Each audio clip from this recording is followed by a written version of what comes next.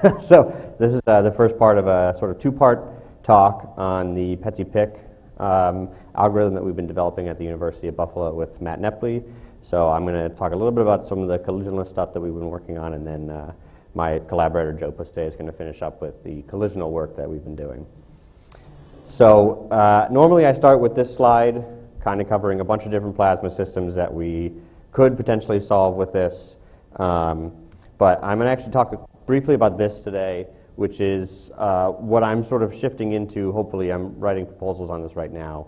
An interesting application of the particle-in-cell method in solar physics. So we have sort of a general diagram of a solar flare where you have magnetic field lines going up and then crossing at the top, and you get this magnetic reconnection at the top.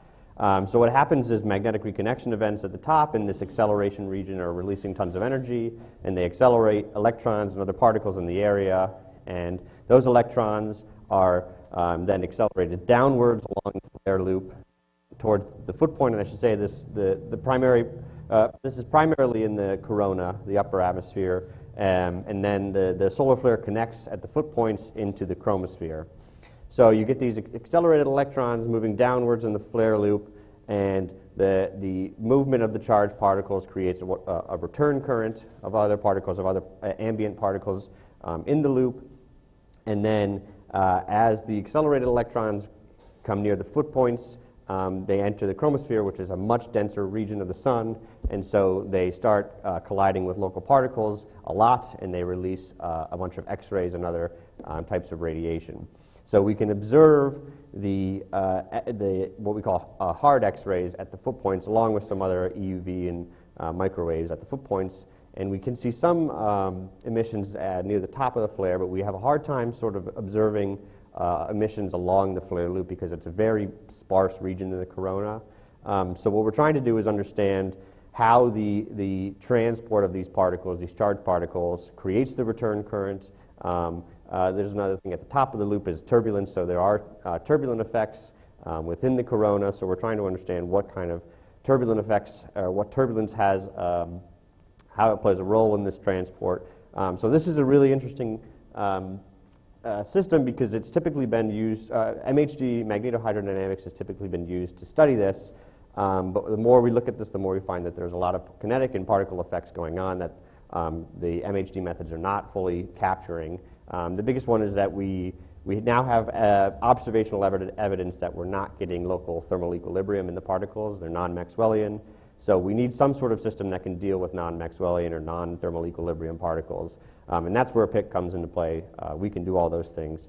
So the goal is to sort of pair PIC with MHD solvers, because obviously this system is quite large, too big to do it entirely on PIC. But if we can discover or calculate some of these key parameters like the heating rates, we can plug that into MHD and get a better picture of what's going on. So that's sort of motivation for what we're doing, along with a bunch of other things like the fusion tokamak reactors. So just briefly kind of going over the equations. Again, we have the Vlasov-Maxwell equations. So this is sort of the Vlasov equation, and on the right side we have the C term, which is our Landau collision operator, and then we're solving the electric and magnetic fields using the Maxwell equations. So what we do in this work right now is we're assuming that the magnetic field is negligible, so we get what we call the Vlasov-Poisson Landau, so we just have an electric field. And then, like I said, I'm going to be talking a little bit about the collisionless stuff, so it's just Vlasov-Poisson. And I'll note that what we do to simplify the system is instead of modeling ions and electrons, we assume the ions are pretty heavy and don't feel too much force, or won't really move at the timescales we're talking about. So we have sort of a neutralizing background of ions, and we just model the electrons.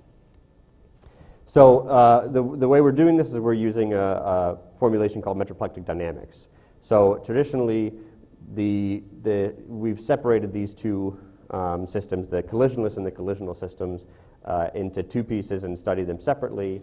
And that's actually still what we're doing, but we have a formulation now in metroplectic dynamics that we can separate these two pieces and then kind of side by side calculate them simultaneously. So we get we break the Vlasov-Poisson Landau or Vlasov-Maxwell Landau into two parts. We have a Poisson bracket, which is an antisymmetric bracket, it drives the Hamiltonian evolution, so the Vlasov-Poisson or Vlasov-Maxwell side of the equation. And then we have the metric bracket, which is a symmetric bracket that drives the collisions or the dissipative effects in the system. So importantly, from this formulation, we can derive really important conservation principles or thermodynamic principles. We get conservation of energy, entropy monotonicity, and dissipation of free energy, along with conservation of all the moments that you get from Casimir's of these two brackets. And then we can step forward these two simultaneously using split methods like Marchuk-Yanenko and strength splitting. So I'm just going to be focusing on the Poisson bracket, and then, like I said, Joe will talk more about the metric bracket and how we've been doing that. So we have a continuous form of the Poisson bracket, and what we do is we can rewrite the Vlasov equation.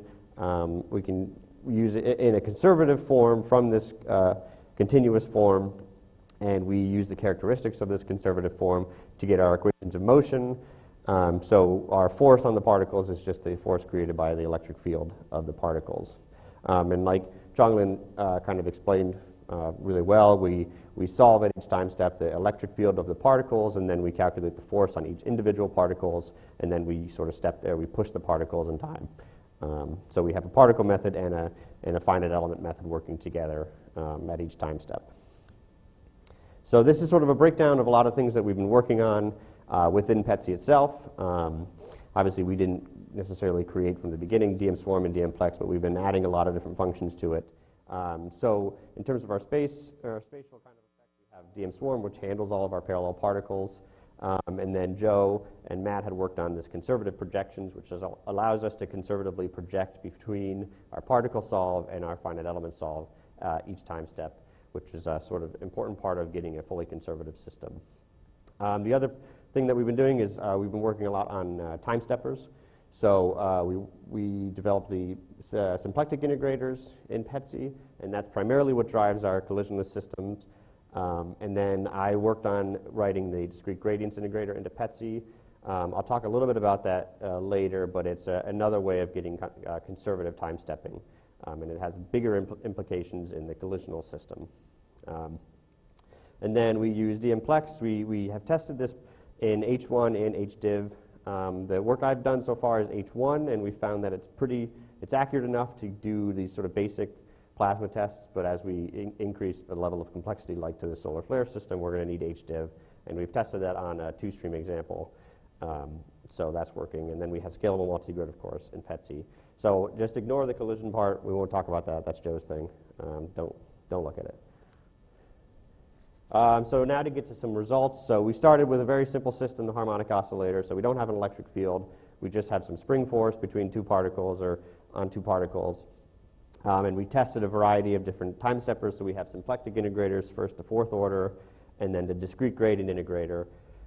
So the idea behind the discrete gradient integrator that comes from Gonzalez in 1996 is that you have some sort of Hamiltonian system, and your discrete gradient integrator will conserve the first integral of the system, which is often the Hamiltonian. But in our systems, the Vlasov-Poisson system, we can conserve the moments of the Vlasov-Poisson equation. So we get conservation of mass, momentum, and energy.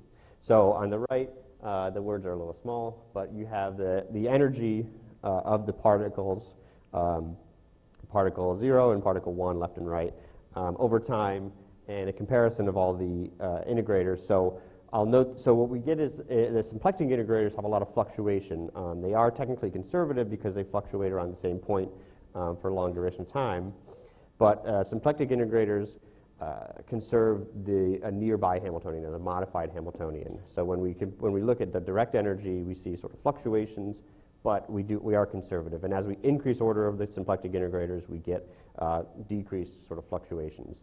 And then I also tested implicit midpoint and discrete gradients, and they are perfectly conservative in energy. And I'll note that the difference between implicit midpoint and discrete gradients on this bottom equation is shown. Basically, you have implicit midpoint, and then you add sort of a Taylor series expansion, and that guarantees your first integral conservation. So harmonic oscillator we tested for all these different integrators. And then this is, are they not playing? Would that be a bummer? Okay, not playing. Anyways, this is example 5 and example 6 in the swarm folder. So example 5 is central force, but we're assuming again it's a spring force holding the particles to the center.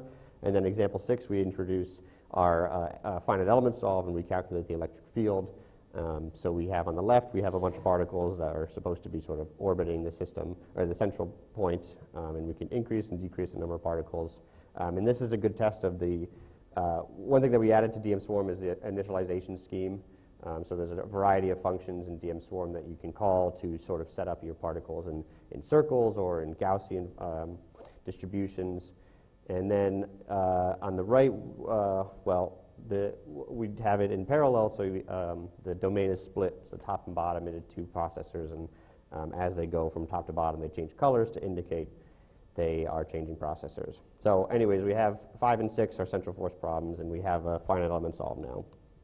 So this is really the key results that I worked on is Landau damping. This is a classic plasma test. You have initially uniform system of particles that are Maxwellian in velocity, and then you give them some sort of perturbation. This cosine term is a small perturbation. It's like a 1% perturbation. And the idea is that the particles will want to become homogeneous again. So you get an oscillation in the electric field wave that over time will damp out.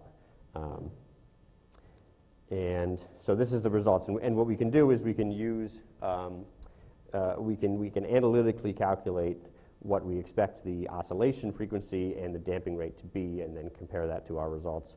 So on the left side, we have our electric field over time, and we see that it oscillates and damps out. And you can calculate, and we can compare, as we did on the bottom, our measured frequency and our measured damping rate to the analytical values, and we get agreement within 0.2%. And then on the right, I have the error in the moments over time, and this, I should say, is basic symplectic integrator, I think second order. So we see mass and momentum are pretty much stable through the whole simulation, and then energy fluctuates a little bit at the beginning, but sort of converges towards being completely conservative. And it's important to note here that I'm plotting the finite element moments and the particle moments. And so we see, apart from some noise in the particle moment, they're perfectly in agreement, which is what we get from that conservative projector. So some more Landau damping plots. This is a comparison between basic symplectic integrators and then Runge-Kutta integrators. So we have basic symplectic on top, and I should say this is a very much coarse run, so we don't really get great results from basic symplectic, but we get oscillations and damping over time. And on the right, it's our energy over time, and we get conservation.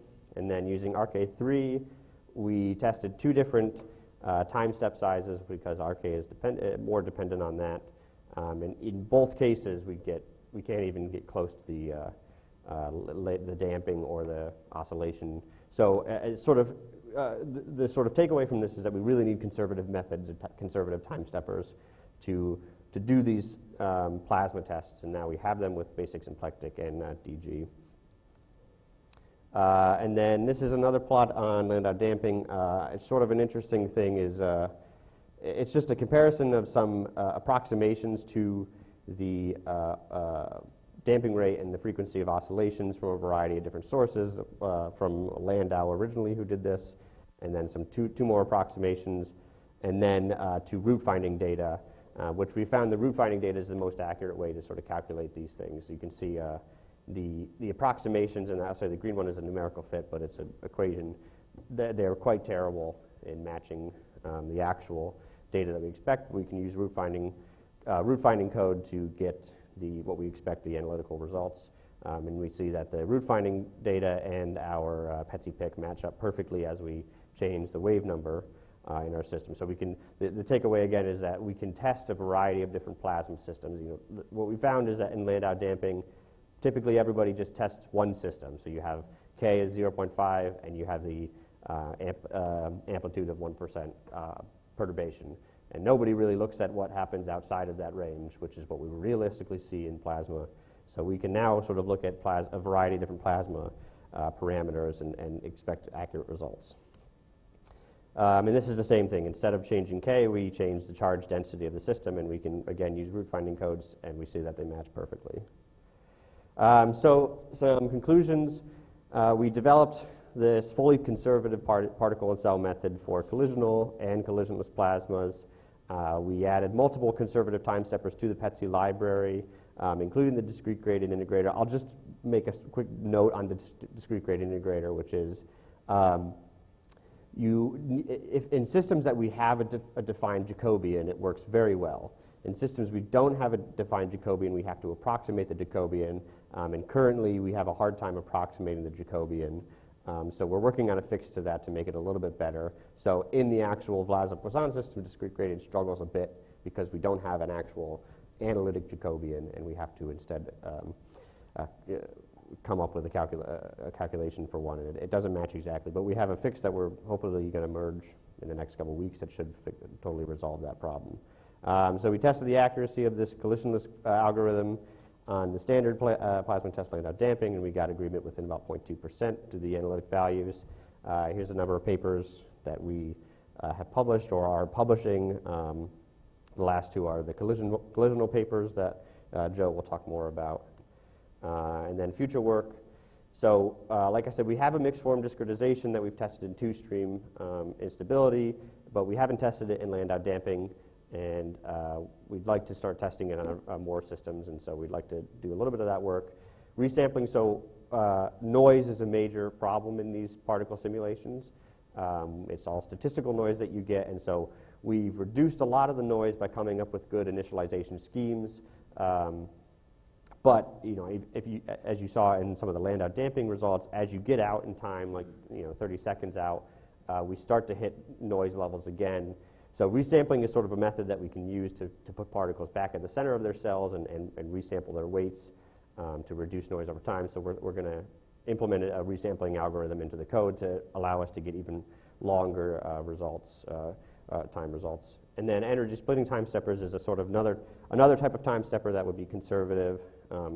The discrete gradients, like I said, has a couple problems, but we can use these energy splitting time steppers, which are very similar, to resolve a lot of the problems that they have. And then there's a couple tests that we want to run. Well, two-stream instability has been run, but we want to do a more analytic workup on that. And then this all has been in 1D, so we're going to do multidimensional stuff.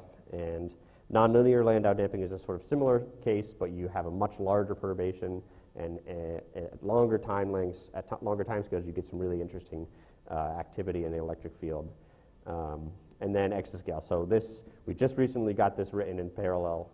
So we're going to test the collisionless stuff in sort of large parallel codes. And the collisional stuff is already all written in parallel.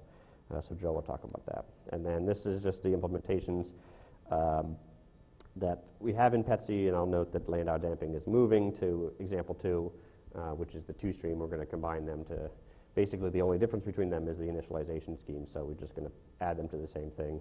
And then we're merging a couple different ones. Isotopization and ultra-cold plasmas is another application that we're working on. So thank you for listening. And I'll just note, we're going to take questions after Joe's talk because they're all kind of the same topic. All right, thanks, Dan. And coming up now is Joe Pusztay. He's going to give us the second part of the talk on the forbidden quadrant of the screen that we weren't allowed to look at in the first set of slides. Yeah. Well, I'll have to get that set up.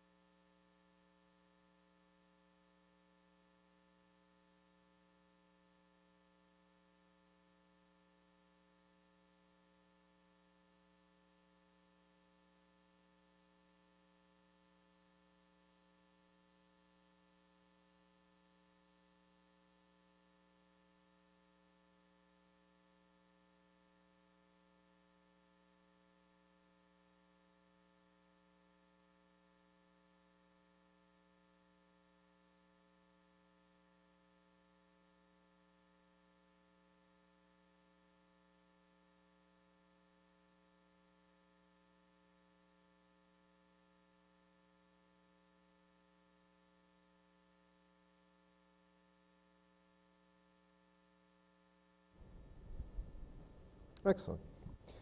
So I'm going to be discussing the Landau collision integral work in the particle basis that we've been building up in PETSc. So you saw in, and it doesn't want to go. There we go. So we saw in Dan's talk that we're going towards this metroplectic formulation. So what that gives us is guarantees about what is going to happen to the moments of our particle distributions as we evolve this system. So for instance, we want to make sure that with very large-scale, long-running simulations, we conserve basic physical properties such as mass, momentum, and energy. And the metroplectic formulation gives us the additional guarantee that we're monotonic in the production of our entropy. All right, so we saw a discussion of how we solve the Poisson bracket, but I'm going to talk about the metric bracket, or the dissipative part, which is how we say that these particles are interacting in the grazing limit. So the Poisson solve gives us our sort of like mean field interaction, but how do we model these grazing collisions between different particles and different particle species and the particles within a single species? So the basic process of how we all handle this, as Dan also briefly talked about, is some initialization procedures. So we just load in our initial conditions, and inside PETSc that's handled via the DM swarm. So the DM swarm is set up with all of our processors across our different ranks, and then stores the initial information about our particles, basic kinetic information such as where the particles exist within a mesh, additional fields such as particle velocities, and particle weighting schemes. So if you're going with the PIC discretization, each particle is going to carry a weight, and that weight is going to essentially represent how much particle is actually located at the point the particle represents. So on average, when we're doing, or when we're working up to these large-scale simulations, laboratory plasma has a typical number density of something like 10 to the 20. So we obviously can't compute that directly, so we go with the weighted macroparticle approach. So holistically, we have, after our initialization, feed it into a PETSc time stepper, or a TS object, and that stepper will do an operator splitting so that we can step our Poisson bracket, and then we can step our metric bracket separately. And I'll go through all the individual components that we see listed on the metric bracket, and then just loop through until we're finally done. So how do we actually represent these this dissipative portion of our simulation is with some collision operator. So like I said, that represents the transition of momentum between our various particles and gives us guarantees in the metroplectic formulation about the dissipation of our free energy, so our monotonic entropy production. In the continuum form, it has this appearance, which we can see is broken up into a few different parts. So what we're looking at is essentially, and this is the key point, is the relation of these gradients over these particle distribution functions with respect to one another. So this has some really attractive properties, this conservation in mass, momentum, and energy. And some recent work by Mark Adams and others has gotten a finite element discretization of this collision integral, which still maintains those properties of being conservative in mass, momentum, and energy, but a particle discretization, as you might imagine, based on the presence of these gradients of the distribution functions, remained challenging until somewhat recently. So in the grid approach, Mark has been doing a lot of work for many years. PETSc has this built in and is supported within the Plex Landau object if you're so inclined to use a grid-based approach to the evaluation of these collision integrals. So he offers high-order finite elements with non-conforming adaptive mesh refinement, full conservation across the board, goes to exascale, and it's pretty well verified. It maintains the stationary Maxwellian, which I should have mentioned is also another property of the Landau collision integral, is that your steady state is a Maxwellian distribution. So if you have your particles and they're all out of equilibrium, they'll come to this Maxwellian, which is the equilibrium position for the particles. And we also have multiple species support for particle grid, so you don't necessarily have to have different grids for every single particle species if you want to have them interacting this way. So with a PIC discretization, what we're trying to build in here is sort of a whole holistic set of tools that we can use, that you can use and build into your particle codes or PIC codes and use it sort of as a back end if you want to do some rapid prototyping or just want to try something out. So if I have a set of particles in my distribution and I want to go ahead and use the finite element discretization of the collision operator, I need a way to get there. Because clearly, if I say that I have some collection of delta functions and I have some set of finite element basis functions and their associated coefficients, I can't just directly say that these two things are equal go. Right? But what we can say is that the equivalence, or what we can do is enforce the equivalence of their integrals. For instance, if I have a finite element basis and I tell you that that basis represents some matter field, then the mass better be the same as the number, as the mass in my particle discretization. So if I perform the integral in the finite element basis, it better work out to be the same as the integral in the particle basis, which is simply the sum of the particle weights within that basis, right? So equivalently, if I say I want to integrate some particle moment, or a higher particle moment against it, then they better have the same mean velocities, they better have the same mean energies, and this is all just an example of weak equivalence.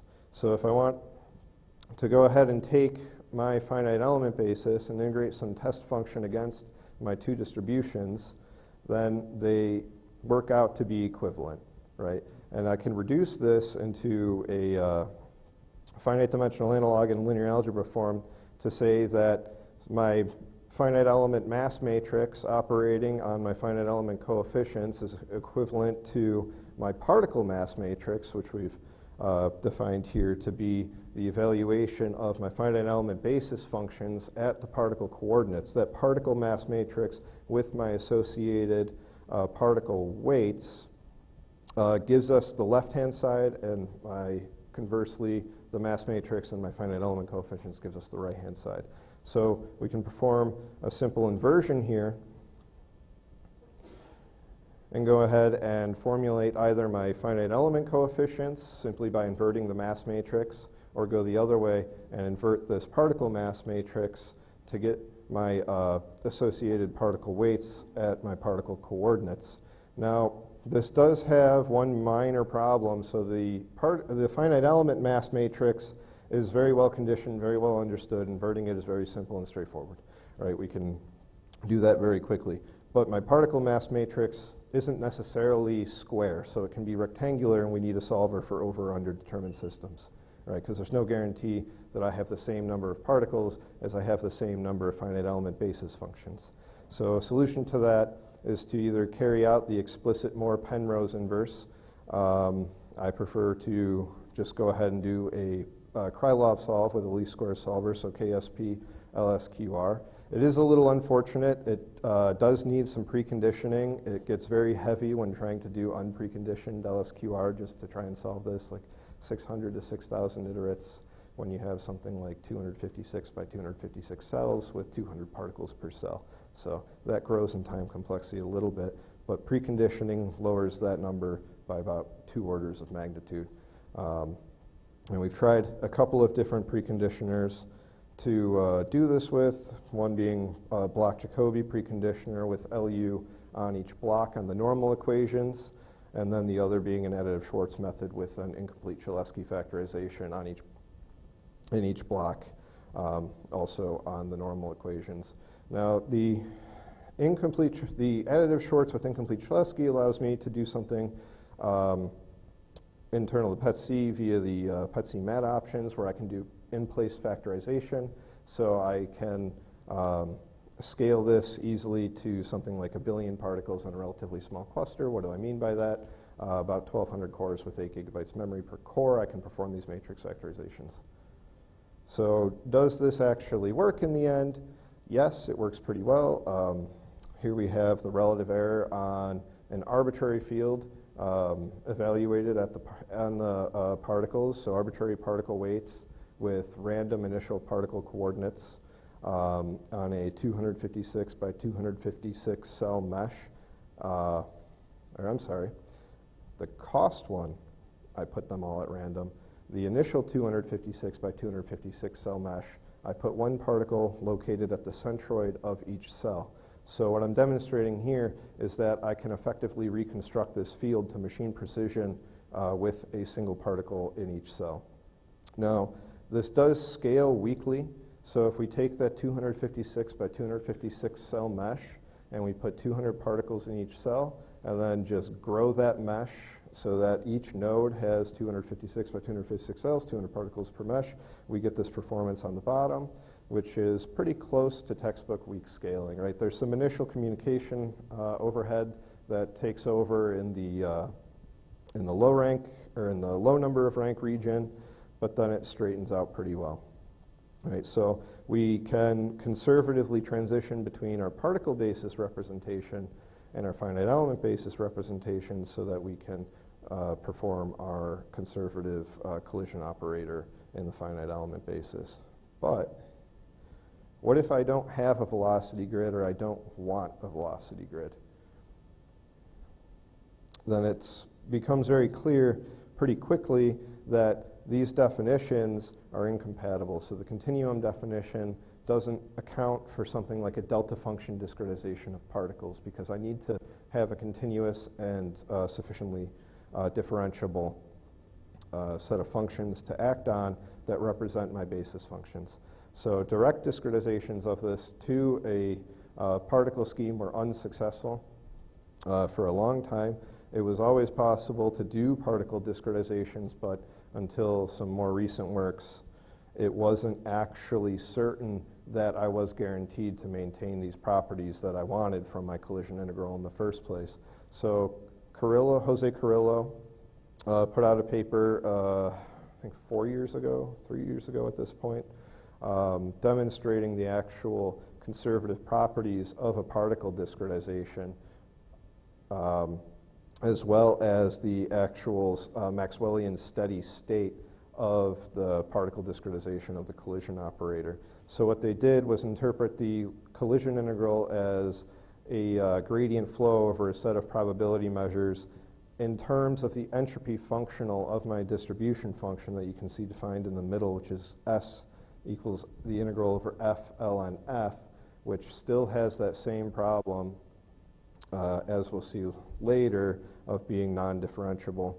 And then the velocity evolution is defined as the variational derivative of my entropy functional itself, but I still need to perform a regularization procedure on my entropy so that I have a set of smooth and continuous functions to act on. So what they did is something that came from an earlier paper. It was called a blob method for diffusion, and I think that came out in 2017, if memory's serving me correctly. So they essentially perform a continuous convolution of this delta function basis entropy functional with a set of smooth mollifiers, so radial basis functions, generally Gaussians, which then produces my sort of smooth distribution function where I have the peaks of my Gaussians centered at particle coordinates. So that you can then take the gradients that you actually need for these particles to effectively interact. And we can see here that the actual effect of this isn't to do the full convolution itself, but you can just replace the particle delta functions for the sake of your collision operator with your radial basis function when you're evaluating it, and it works out to be effectively the same thing. So this then gives us an actual expression for the evolution of my particle velocities, cast in terms of nothing but the particle velocity and the evaluation of the entropy functional based on those velocities, right? And we can see that this expression ends up being this new pp bar 1 pp bar, which is an indicator function just expressing that only particles within the same general spatial cell are interacting, called a collisional cell. This QC, which is a scaled projection matrix, and then our gamma S pp bar expressed here on the right, which is just the partial derivative of our entropy functionals with respect to particle velocities. So one thing that comes as a consequence of this regularization procedure is the types of distributions that this actually works for. So guaranteed convergence only happens when you have a sufficiently regular particle spacing so that you can evaluate the expression for your normalization parameter epsilon. So to start with, we lay out our particles on a grid and we evaluate whatever initial distribution function, Maxwellian, non-Maxwellian, across that grid in a box and assign that to be the particle weight to represent how much particle in phase space is located at that particle point. So you can see here just a general, it's pretty coarse, but our grid of particles with our initial Maxwellian distribution. And something that is still an area that I'm looking at is how I can cast the assumptions that they made in their that Carrillo and others made in their 2017 blob method paper, how I can recast those assumptions in terms of the discrepancy of my initial set. So I believe if you can define this in terms of the regularity of the particles on the grid, you should be able to come up with an expression for discrepancy. Discrepancy being, if I take a small slice of my domain, how many particles am I guaranteed to have within that little slice of the domain? From there I can try and recast this in terms of that and then open up the doorway for more particle methods that have equally weighted particles and a quasi-Monte Carlo representation, something like a Sobol sequence quiet start, all with particles that contain the same weight. Right? So from my initialization, I feed into my time steppers, or my TS objects. For this, we are using implicit midpoint. The reason for that, it will become clear in a moment. So the initial particle discretization that they put forth wasn't conservative when it was discretized in time. That was rectified by Iro-Hervey-Joki by essentially just evaluating the scaled projection matrix at the midpoint of my time step, and from there we can demonstrate that the conservative quantities of energy maintain intact. So the initial representation that Carrillo did in the semi-discrete form still maintained all of my conservative properties, but when you time discretized it, they just went with Euler because the time discretization was not the point of their work. It was really demonstrating the Maxwellian steady states of this operator. So we go through, we pre-compute this entropy functional gradient, form the Jacobian within our time stepper. We can approximate the Jacobian. We don't have an exact Jacobian, so we approximate it either with finite differencing or a matrix-free approach. Finite differencing is kind of like a lead balloon. Matrix-free is much better. You should note that the PETSc default for approximating this is to do a matrix coloring, but that assumes that the matrix has a sparsity pattern or is sparse, and we are dense. So this is an n-squared algorithm. All particles are all interacting, making the matrix completely dense. Right? So then we copy back to SWARM and then redo these same steps with our entropy functional gradients. And we can see the expression for our entropy functional gradient here with respect to the initiating particle velocity. So every particle has its own evaluation of this entropy functional gradient. When you carry out the actual derivatives here, a lot of these particle indices drop out, so you just get single species evaluations for these gradients, and then the interaction takes place in the residual when you're actually computing that gamma S function. So how do we do that? There's a couple different ways. Based on the form of these gradients, you can see that it might be best to just approach this with a Gauss-Hermite quadrature, a quadrature that's actually constructed and made for these types of problems. That was done by Filippo Zonta and Iro-Hervey-Joki. to evaluate this in a CUDA model. Another option is to go with a high-order quadrature and observe that these radial basis functions have a structure that falls off rather rapidly based on the regularization parameter of that specific particle species. So eventually we can say I want to truncate this and only compute quadrature over the regions of overlap that I have here on the bottom left. So what I've been investigating is using a general quadrature library called AlgoIM by Robert Say from Lawrence Berkeley National Lab and the applied math group there, to fully reconstruct the space. So right now we're doing quadrature over the whole domain and eventually start trimming away that actual domain so that we only have effective regions of particle overlap so that we can get speed up in terms of how long it takes to evaluate this quadrature on these entropy functional gradients. It's quite heavy if you want to go over the full domain. As you can imagine, it converges rather slowly when you perform that, because it goes from n squared to qn squared, making it take potentially significantly longer. So we have the essential framework that we need to evaluate this conservative discretization in the particle basis fully without ever projecting to a grid. And we use our implicit midpoint time stepping because it's very easy to simply pre-compute these entropy functionals and then evaluate the projection matrix at the midpoint that we get from the time stepper.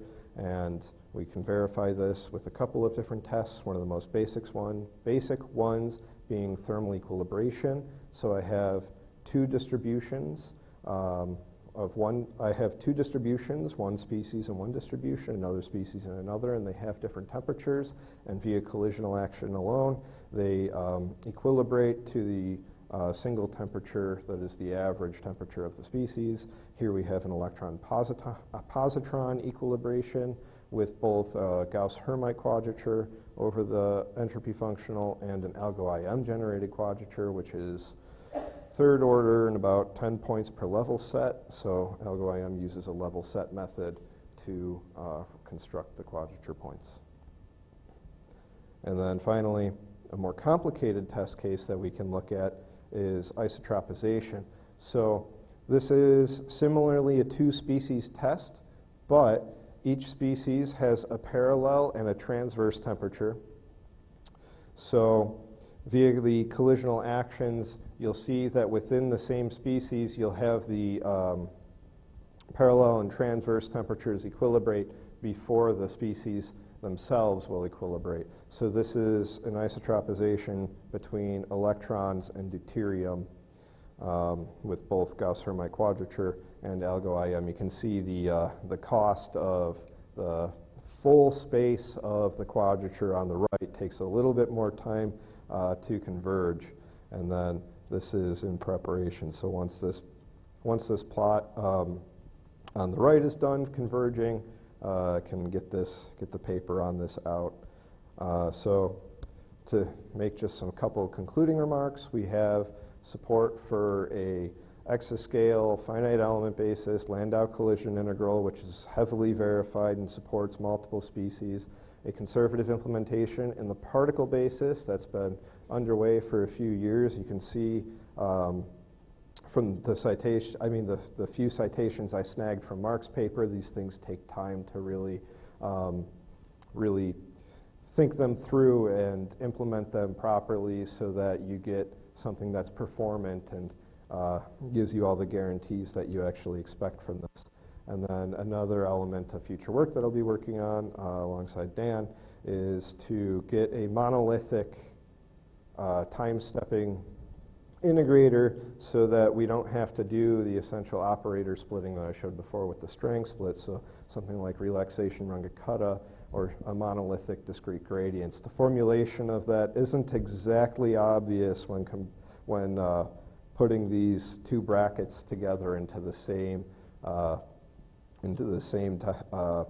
S grad F form, but we will hopefully get there. So thank you.